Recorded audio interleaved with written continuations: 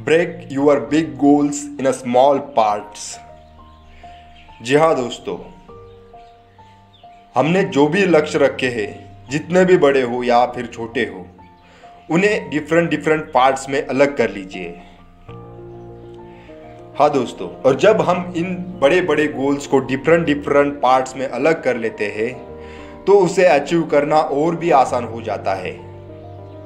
उदाहरण के लिए मैं आपको बताना चाहूँगा दोस्तों कि अगर हम माउंट एवरेस्ट पे चढ़ना चाहते हैं तो जाहिर है कि एक दिन में या फिर एक ही बार में हम उसे पूरा नहीं कर पाएंगे, तो हम उसे अलग अलग भागों में तोड़ लेते हैं। जैसे कि कुछ 1 किलोमीटर या 2 किलोमीटर चलने के बाद वहाँ पे हमें एक स्टे करना है, या फिर 5 किलोमीटर चलने के बाद हमें यहाँ पे स्टे करना है। ऐसी अगर योजनाएं हम हमारे गोल्स में बना लेते हैं दोस्तों, तो हमें सक्सेस होने से कोई नहीं रोक सकता। इसी तरह एक के बाद एक स्टेप हम पूरी करते अगर जाएंगे तो जाहिर है हमारे लक्ष्य के पास हम पहुंच ही जाएंगे।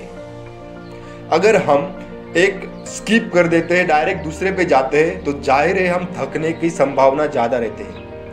यानी कि अगर हमें पहला टारगेट 1 किलोमीटर पे है और दूसरा टारगेट 5 किलोमीटर पर, तो अगर हम 1 किलोमीटर का टारगेट नहीं करते हो, डायरेक्ट 5 किलोमीटर पे जाते हैं, तो हो सकता है वहाँ हम ज़्यादा थक सकते हैं, या फिर हमारे साथ जो भी है वो भी थक सकते हैं और आगे प्रवास कर जारी रखने के लिए वो तैयार नहीं हो पाएंगे ज़्यादा जल्दी। तो इसीलिए दोस्तों, जितना छोटे उनके पार्ट करोगे उतने ही ज़्यादा फास्ट आप वर्क कर पाओगे।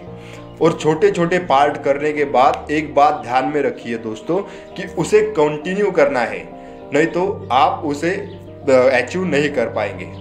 जब भी आप अपना गोल छोटे छोटे हिस्सों में बांट लेते हैं तो उसे कंटिन्यू कीजिए। अगर आप उसे कंटिन्यू नहीं करते तो वो गोल आपसे या फिर हमसे अचीव नहीं हो पाएगा। अगर वो छोटे छोटे पार्ट्स हम रखते हैं मगर उनको अचीव करते करते आगे जाते हैं एक टाइम लिमिट के साथ, तो जाहिर है हम सक्सेस कर ही लेंगे। धन्यवाद दोस्तों।